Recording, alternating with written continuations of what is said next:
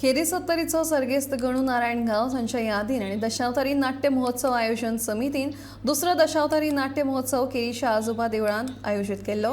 ह्या नाट्य महोत्सवात 70 बायलांनी दशावतारी नाट्य प्रयोग सादर करून एक वेगळेपण लोकां मुखार दाखयला।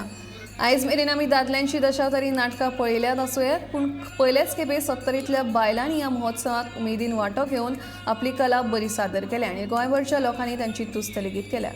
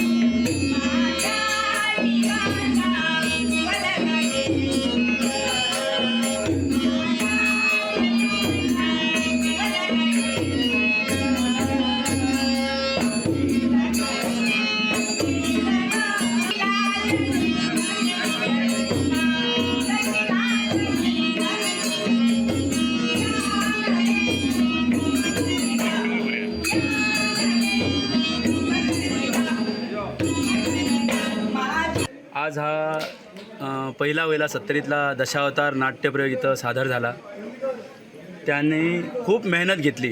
गेल्या 1.5 महिन्यापासून आम्ही सगळे जे पार्टी आहेत यात भाग घेणारे कलाकार आहेत ज्याने खूप परिश्रम घेतलेत आणि जे काय आम्ही सांगितलं त्यांना ते त्याने अनुसरून ज्या पद्धतीनं त्यांनी केलं सर्व कलाकारांनी खरोखरच त्यांचं कौतुक करावं असं, कारण महिला वर्ग अशा दशावतार नाट्य मंडळात पुढे यावं ही एक चांगली बाब आहे आणि पुढच्या येणाऱ्या काळात आमच्या महिलासुद्धा दशावतार नाट्य करू शकतील असा त्यांनी धडा घालून दिलेला आहे सगळ्यांना। दशावतारी नाट्य महोत्सव आपले स्वर्गीय गणू नारायण गावस यांच्या स्मरणार्थ इथं आम्ही आयोजित केला होता आणि या नाटकात या दशावतारी नाट्य महोत्सवात 4 नाटकं सादर झाली। हे शेवटचं आजचं नाटक महिलांनी सादर केलं होतं। आता हे नाटक सादर करत असताना अनेक आव्हानं पेलावी लागली, अनेक अडचणीसुद्धा आल्या, पण त्या सगळ्या अडचणीवर मात केली आणि आमच्या सगळ्या महिलांनी, सगळ्या महिला वर्गानं हे अत्यंत यशस्वी अशा प्रकारचं हे नाटक इथं सादर केलेलं आहे।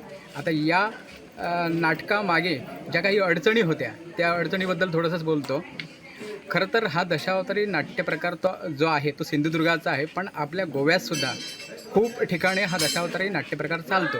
हा पारंपरिक दशावतार नाट्यप्रकार आहे। खास करून आपल्या 70त डिचोली भागात आणि पेडणे भागात हा दशावतार नाट्य जी कला आहे ती खूप मोठ्या प्रमाणात आपल्याला आढळते।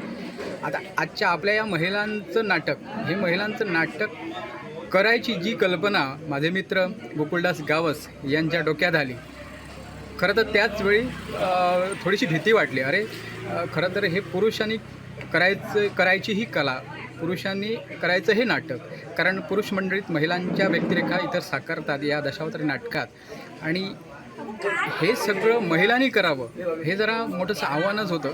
पण त्याच्या डोक्यात आलेली कल्पना म्हटलं करूया, प्रयत्न करूया आणि प्रयत्न सुरू केले। आपले या नाटकाचे नाट्य दिग्दर्शक सुनील माऊसकर यांनी अथक परिश्रम घेतले आणि हा नाट्यप्रयोग यशस्वी इथं सादर झालेला आहे।